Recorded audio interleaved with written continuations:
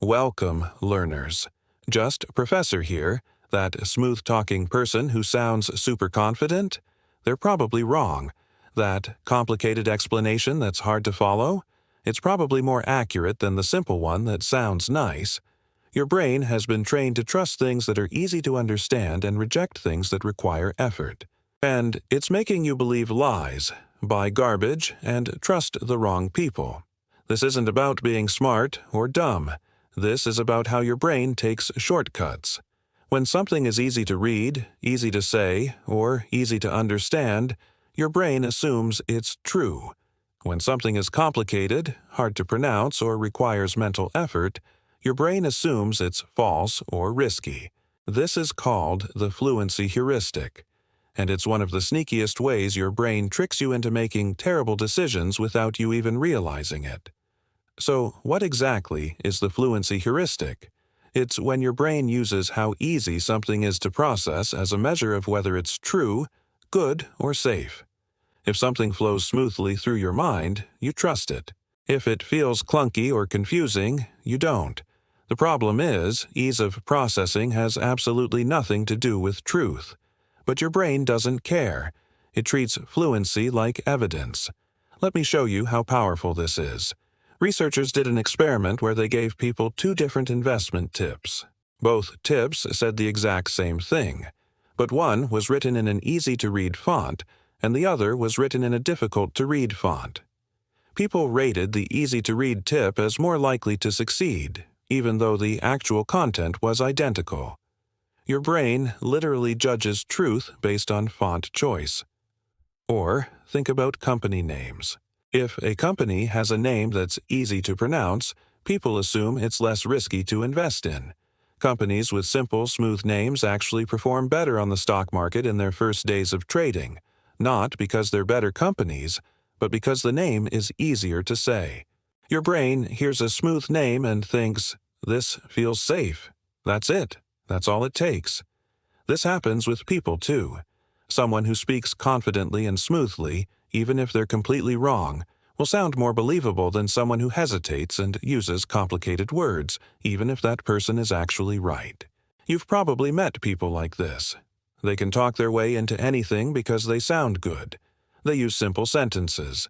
They avoid complex ideas. They speak with certainty. And your brain eats it up because it's easy to process.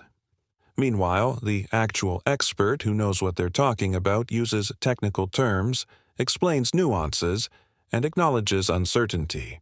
And your brain rejects them because it's too much work to follow along. So you end up trusting the con artist and ignoring the expert, all because one was easier to understand than the other. This is everywhere in marketing and advertising. Companies spend millions of dollars making their messages as fluent as possible.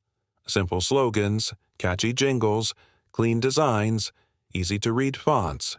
They're not doing this because it makes their product better. They're doing it because it makes you trust them more. When an ad is easy to process, you assume the product is good. You don't even question it.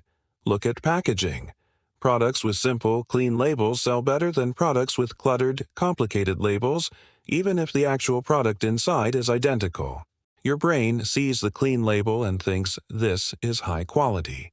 It sees the messy label and thinks, this is cheap or sketchy.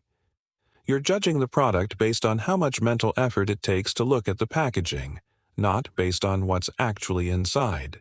The same thing happens with instructions. If instructions are written in a simple, easy-to-read way, people think the task is going to be easy. If the instructions are written in a complicated way, people think the task is going to be hard, even if the task itself is exactly the same. So people avoid doing things just because the instructions looked difficult to read, not because the actual work was difficult. This even affects how you judge your own abilities. If you read something and it feels easy to understand, you think you've mastered it. You think you know it. But if you read something and it's hard to follow, you assume it's too advanced for you or that you're not smart enough. In reality, the hard-to-follow thing might just be poorly written, and the easy-to-follow thing might be oversimplified garbage that's leaving out important details. But your brain uses fluency as a proxy for understanding, and that's a huge mistake. Let me give you a real-world example. Misinformation spreads faster than accurate information online, and fluency is a big reason why. Fake news is usually written in simple, emotional, easy-to-read language. It makes bold claims. It doesn't bother with nuance or complicated explanations. Real news, on the other hand, often includes caveats, sources, technical details, and uncertainty. It's harder to read. It requires more effort. So your brain trusts the fake news because it's fluent, and doubts the real news because it's not. This is also why conspiracy theories are so appealing. They offer simple explanations for complex events. Everything is connected. There's a clear villain. There's a clear narrative. It all makes sense. Meanwhile, the actual truth is messy, involves dozens of factors, requires understanding statistics and probabilities, and doesn't give you a satisfying story. Your brain hates that. So it gravitates toward the conspiracy theory because it's easier to process, even though it's completely wrong. Fluency also affects how you remember things. If something is easy to process when you first hear it, you're more likely to remember it later. That's why jingles work. That's why rhymes stick in your head. If the glove doesn't fit, you must acquit, is a famous line from a trial, and it probably influenced the jury, not because it was a good legal argument, but because it rhymed and was easy to remember. Your brain treats fluency like importance, so fluent things get stored in your memory more easily than non-fluent things. Here's the scary part. Fluency doesn't just make you trust things more. It also makes you stop questioning them. When something feels easy to understand, you don't dig deeper. You don't ask for evidence. You don't look for flaws. You just accept it and move on. But when something feels hard to understand, you immediately start questioning it, even if it's completely accurate. So, fluency doesn't just bias what you believe. It biases how much effort you put into evaluating information. This shows up in education all the time. Teachers who explain things in a super clear, simple way are rated as better teachers, even if they're actually oversimplifying and leaving out important information. Teachers who explain things accurately but in a more complex way are rated worse, even if their students actually learn more. Students confuse easy to follow with good teaching, and that's not the same thing. Or think about self-help advice. The advice that goes viral is always the simple stuff. Just be yourself. Follow your passion. Think positive. It sounds great. It's easy to understand. But it's also usually pretty useless because real solutions to real problems are complicated. They require nuance. They depend on context. But your brain doesn't want to hear that. It wants the simple answer that feels good and is easy to remember. So, how do you fight the fluency heuristic? How do you stop your brain from trusting things just because they're easy to process? First, you need to separate fluency from truth. Just because something is easy to understand doesn't mean it's correct. And just because something is hard to understand doesn't mean it's wrong. When you encounter information, ask yourself if you're judging it based on the content or based on how smoothly it's presented. If someone sounds confident and uses simple language, that's not evidence that they're right. It's just evidence that they're good at communication. Second, be extra skeptical of things that feel too easy. If an explanation for a complex problem is super simple and satisfying, that should be a red flag, not a green light.